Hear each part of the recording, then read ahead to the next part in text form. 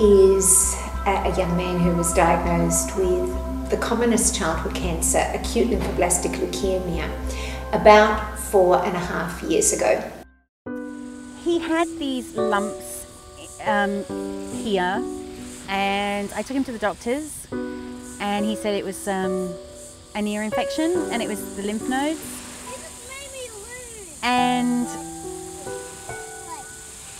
he took some antibiotics and they didn't go away, and then he came to me late at night and he said, there's something wrong with my face. And I said, just go back to bed, we're seeing a specialist in the morning. He said it all went well, but there's a twist.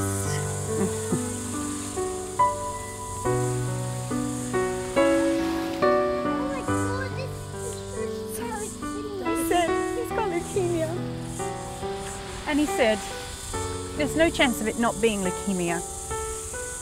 And don't worry, because he's got a 60% chance of living.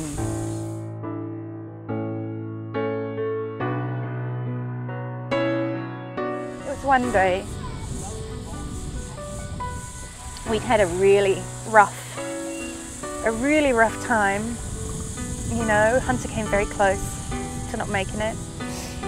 And then after 2 months, about 8 weeks in hospital, one morning at 4 a.m. he started screaming and screaming, and he didn't stop. And his legs, his back, his legs, and his from the legs down.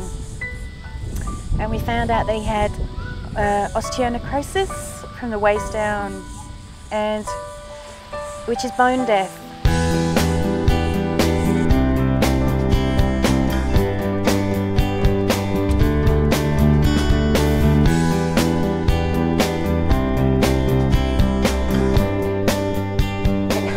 Was then able to be enrolled on the Study 8 clinical trial. This has been a wonderfully successful trial. It's exceeded all of our expectations.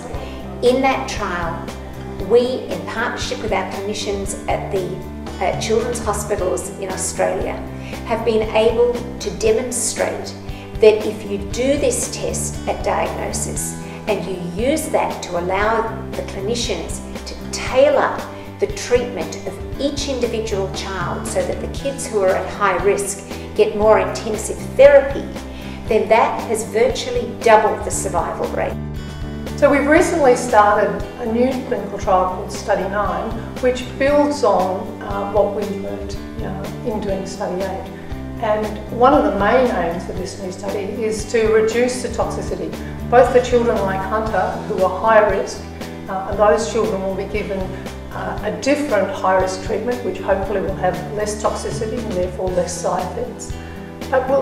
And we'll also be reducing therapy for children who are lower risk, because we know historically that back in the 70s, 30% of children could be cured with much lower levels of chemotherapy than are given to kids today.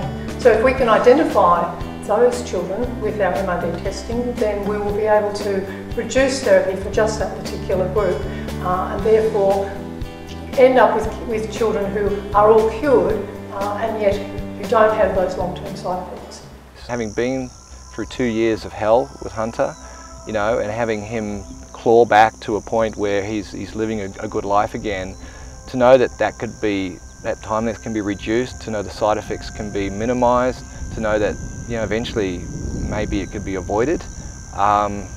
It gives me great hope, not only for him, if anything ever happens, you know, touch wood down the line, but to any other family that has, you know, that has a child that maybe falls victim to something like leukemia or any other cancer for that matter.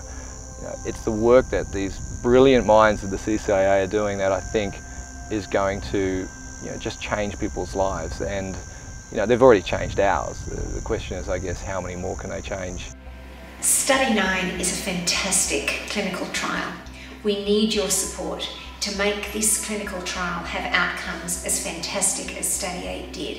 And we look forward to your support because we know that you share our goal of one day curing every one of these children.